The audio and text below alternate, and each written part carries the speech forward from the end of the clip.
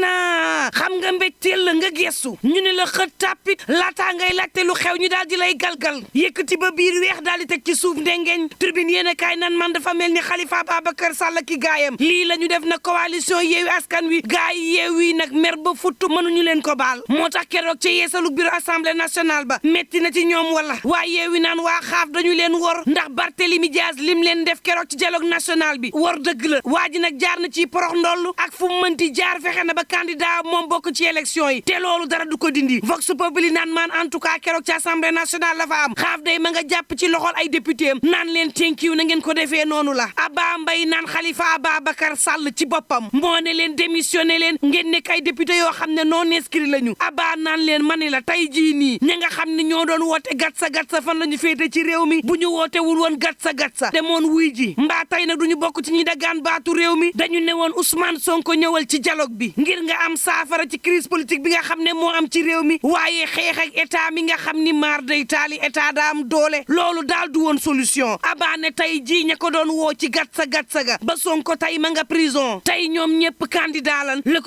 Quotidien naan ko déet Ousmane Sonko kay nekkul prison moom Sonko mi ngi fii ci l'hôpital tëdd bés bu yàlla sàkk ci gafak askan wi ñu fayal ko ci fanweeri junni juróom-ñaar fukki fan ak ñaar tey ji Ousmane Sonko nekk ko l'hôpital état bi nag mel ni ku ragal jël Ousmane Sonko tàbbalaat kaso Abba naan en tout cas ñi ko teg situation bi tey ñoom ñëpp candidat lan Tribune yéen a kaay naan leen fël ngeen gémbi ñu sàmba dama ne candidature yi bari na lool ci Yewwi Askan Wi te Yewwi Askan Wi daanaka ay calcul politique ay manœuvre ku ne di jaay sa moroom duuf xel di jommalante ci biir ne sikundik yéen a kaay bi naan maan moo tax na coalition ba daal dinay tasar ña nga xam ne nag daal dinañu doon bàyyi daar Yewwi Askan Wi ba ñu xoolee xam ne daal groupe d'amis la boo xam ne mbir mi daal ci pëcc xoolay daal di mujjee ndax ànd bi ci boppam dafa desoon ña nga xam ni gisoon nañ lii xam ne mbir mi ci tas lay jëm te ñu bàyyi woon ca ndorteel ga anañu riigu leen ci siis ñëw jàkkaarloog askan wi te bu ngeen jàkkaarloog ñoom dëgg-dëgg du ngeen sëgg ndax tey jii la ngeen bañoon ca coalition ba ci boppam moo fa am ña ngay damante laa la wax ci seen biir Dakar Times naan maan waxtu woowu day Amadou ngay felaale moom premier ministre nag dem ci kër kilifa diine yi diggante Saint-Louis Richard Toll Fuuta ak la ko wër naan leen yéen laay wër Walf Quotidien naan maan waxtu woowu Khalifa Ababacar Sall moom daanaka day yot ci réew mi diggante Pastef nee nañ ko bëmbax acca Benno Bokk Yaakaar sañu fa dem fi mu ne fu xaaf di féetee mooy coow li 24 heures yéen kaay naan kon en tout cas parrainage ki mitti na de ndax am na ci ñoo xam ne laa ne la ngir am parrainage jafe na ci ñoom Pape Djibril Fall naan waa diaspora xàmmee leen ñi am fukk ak ñetti député ak ñeenti téeméer ak ñaar fukk ci maire ñoom soxlawuñu parrainage citoyen dañuy def sabotage Abdourahmane Diouf naan fi mu ne daal coalition yu mag yi lu ñu am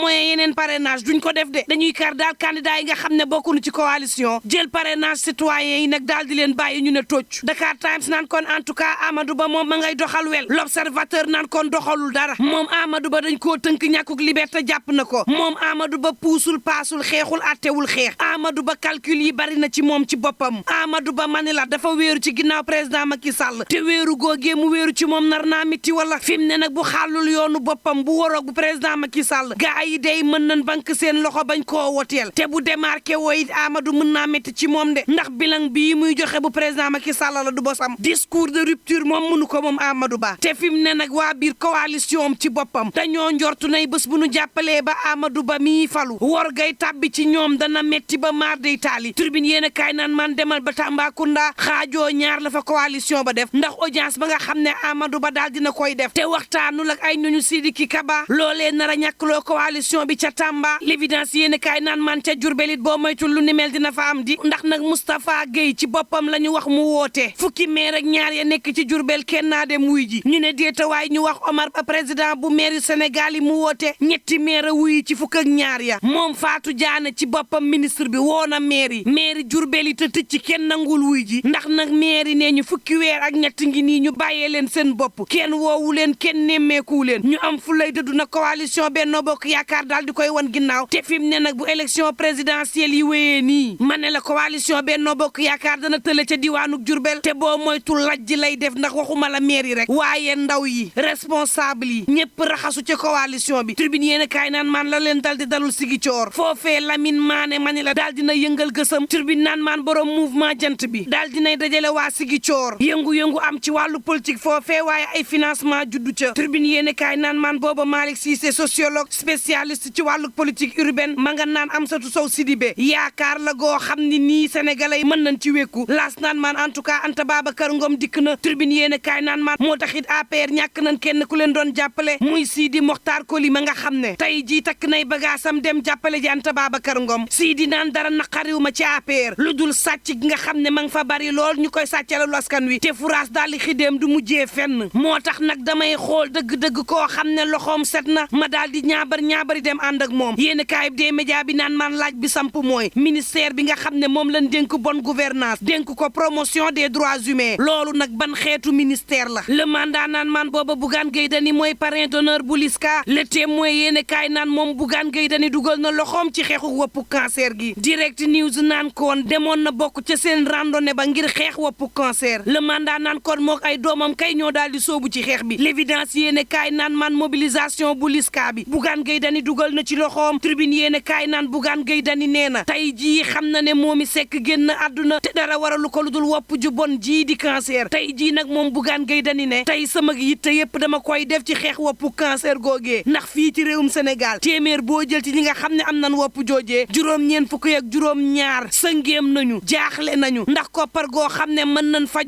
mu cher loolee moo leen daal di sëngéem loo feebar bi metti lool waaye faj ko daal di cher lool moom jiital gëm sa bopp naan tey dugal sama loxo ci xeex bi wareef la te wareef googee duma ko wàcc Walf Quotidien naan kon demal ci l'hôpital Sénégal yi bari na ci ñoo xam ne ñi wopp ba tënku ci ay machine fi mu ne ñi ngi dunduk jafe-jafe yoo xam ne maar day taali le mandat yéen kaay naan man coow li du foofu kese de ca wàqi naan Nimzaat mani la maire ba Racine Talla ma ngay wax ne jàngalekat yi matuñu foofee na ci nguurug Sénégal daal di wax daar lu ko may làmbaay mën na ñaaw à tout moment foofee moom Racine Talla naan fi mu ne ndongo yi jàng lañ bëgg kon nag ministère biñ ko dénk na daal di gestu gox boobee ngir njàngale mi mën faa ñoŋ jàngalekat yi mën a doy Vox Populi naan man dem sigi coori daanaka jaxan na ma la gaa yaa ngay def pétition ngir bato yi daal di dawaat libération yéen kaay naan man nit dof génn na kaso waaye tey la gën a tar ci waa Pastef yi ca sigi coor moom lu toll ci téeméer ak juróom fukk ci ay détenu politique bokk na ci ñoom ay ndongo ñi ngi ci xiifal fii ci Ndakaaru moom Falla Fleur Mati Sarr Niang Aji Ndaw yéen kaay bi naan man ñi ngi leen jàpp waaye nañ leen jàppee metti na seen nekkin ca kaso ba metti na ba jéggi dayoo yéen kaay bi naan man waxtu woowu Thiaroye-sur-Mer seen ba kenang ci xottu gerte benn pipeline bu Sarr moo daal di am fuite te mën na leen jural musiba à tout moment libération naan man musiba gaa ngi nii de Abiboulaye Diène mi nga xam ne waa ji da ko faatoon ca Paris njort ne moo sàccoon téléphone am gaa ya fekke woon mbir ma ne Abiboulaye mësta sàcc téléphone am te faat gim ko faat moo ñaaw ndax jaasi la jël daal di xar bopp ba ca digg ba xar wa dafa ñaaw ba nii nga doon séene yuur ga yéene kaay bi naan man Aubin Makiadi mi nga xam ne moo def lu ñaaw lii dib congolais tey jii la ñuy tàmbali ab atteem ca Paris ak lu mën a mbokk yi ñu ñaan jàmm te yendoog jàmm.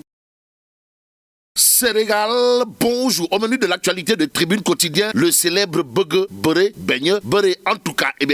retenons tout simplement et tout bonnement, d'après le journal du groupe des médias, que du côté de la mouvance présidentielle, c'est désormais Douma. Bon, scrutin présidentiel du 25 février prochain, Amadou Ba contre les candidats bannis. Voilà en tout cas l'affiche à retenir d'après le journal du groupe des médias, Tribune Quotidien, en tout cas sur ce point de révéler la guerre de Troie ou Troie inévitable et incontournable. Aussi, Yewwi Askan Wi se retrouve dans le décor des toits. Waouh. Bon, le PDS, le PRS, comprenez, le Parti démocratique sénégalais, quant à lui, demeure et reste que jusque-là, inerte, 12 ans après la perte du pouvoir. Et comme il est dit, pouvoir, c'est d'abord vouloir. Tribune Quotidien, en tout cas, de nous renseigner ce qu'il y a lieu de retenir du scrutin présidentiel de février 2024. En tout cas, ce ne sera pas du Nyerou-Niébé. Alors là, pas du tout du Nyerou-Niébé. Du tout du Nyerou-Niébé. Au regard de ce qui révèle le journal du groupe des médias, Tribune, en tout cas, de nous informer que Ndeketeyo, on se dirige vers un scrutin sans favori. Que dire sur ce point? Sinon, ce que renseigne Tribune Quotidien, à savoir des candidats outsiders au départ de la course. Donc, la course pour la présidentielle de février 2024, ce sera Koujoum Danou. D'après Tribune Quotidien, le journal de révéler Benno part à cette élection avec des chances réduites. En d'autres termes, le candidat de Benno Bokk Bakar a moins de chances que les autres. D'après Tribune, le journal du groupe des médias de révéler que l'opposition a intérêt à se regrouper en pôle position dans le foot, plus précisément dans le département de Podor. Cheikh Oumar Al Foutiou Anne Lay. Si on en croit Vox Populi ce matin, ce matin, le journal de nous renseignait que Sawai, le tierno de Ndjoum, comprenez, Cheikh Oumar Al-Foutiou Anne, réaffirme son soutien indéfectible à Amadou Ba lors de la finale zonale de Ndjoum. Et comme il a dit, Kongol Kondiam, retenons tout simplement et tout bonnement ce qu'a tenu à dire à haute et intelligible voix. Cheikh Oumar Al-Foutiou Anne, tierno de Ndjoum et éliman de Podor dans Vox Populi, à savoir Podor est un titre foncier du président Macky Sall dont la valeur croît de façon exponentielle. Y a-t-il lieu de dire Euskei? En tout cas, l'autre journal qui nous livre ce qu'a tenu à dire Cheikh Oumar Al-Foutiou Anne, maire de Ndjoum, de son état. C'est le mandat quotidien. Dans le journal, il est question des propos de Sawai, le tierno de Ndjoum et éliman de Podor, à savoir, nous avons le devoir historique de porter Amadou Ba au pouvoir. À bon entendeur, salut. Ce qu'il a lieu de saluer, d'après cette fois Tribune Quotidien, c'est l'acte posé par Guédi Diouf, ou l'étoile montante, pour ne pas dire l'étoile filante, du landerneau politique de la Petite Côte. Bon, pour la victoire de Benno Bokk Yakaar à la présidentielle de 2024, retenons l'information de Tribune dans cette colonne qui nous renseigne que le cadre unitaire de la jeunesse départementale de Mbour, en abrégé QGM, sonne la mobilisation des troupes. Et là, c'est Sawai Guédi Diouf, l'étoile filante, le bidéo boufak de la Petite Côte, qui a tenu publiquement à se démener comme un beau diable en faveur du candidat de Benno Bokk Yakaar, comprenez, Amadou Ba. Mais ce matin, l'observateur à ceux qui pensent que la victoire du candidat de Benno Bokk Yakaar est acquise, semble dire attention des Mbadjamele. Bon, retenons tout simplement et tout bonnement sur ce point la une du journal du groupe Futur Média, et là il est écrit rupture bruyante avec Macky Sall. Bunjon, la mue et l'amertume. Que dire en tout cas sur ce point, sinon Sawai Bunjon, mais c'est comme qui dirait l'incarnation du Foulaye Diagne Dakar, ou encore un homme qui apparemment aurait bouffé du lion pour aller à l'assaut du fauteuil présidentiel. Voilà ce que renseigne l'observateur L'Obs. Bon, enquête sur la métamorphose de l'ancien premier ministre, comprenez Boun Abdallah Dionne, qui aujourd'hui est plus que déterminé à croiser le fer avec qui que ce soit pour arriver au palais de la République. En tout cas, Sawai Boun Abdallah Dionne, c'est comme qui dirait un Fassou Narugo, qui affiche clairement et nettement ses intentions. Bon, dire que l'intention vaut l'action, c'est à peu près s'intéresser à la source à qui révèle avec des outils modernes pour suivre à temps réel les collectes et l'évolution du nombre de ses signataires, c'est-à-dire 100 parrains pour chacun des 500 responsables de son parti. Aïda Mbodj se blinde. En d'autres termes, Dieu est grand, mais Aïda Mbodj n'est pas petite. Alors là, pas du tout petite, du tout petite en matière d'outils modernes pour suivre et en temps réel, s'il vous plaît, les collectes et l'évolution du nombre des signataires, si on en croit source à ce matin. Retenons également d'après Vox Populi que un parti politique de Aïda Mbodj est en ordre de bataille pour la présidentielle. Et là, il convenait de retenir ce qu'a tenu à dire à haute et intelligible voix la lionne incontestée et incontestable, pour ne pas dire inévitable et incontournable du Sénégal, Aïda Mbodj, puisque c'est d'elle qu'il s'agit, a dit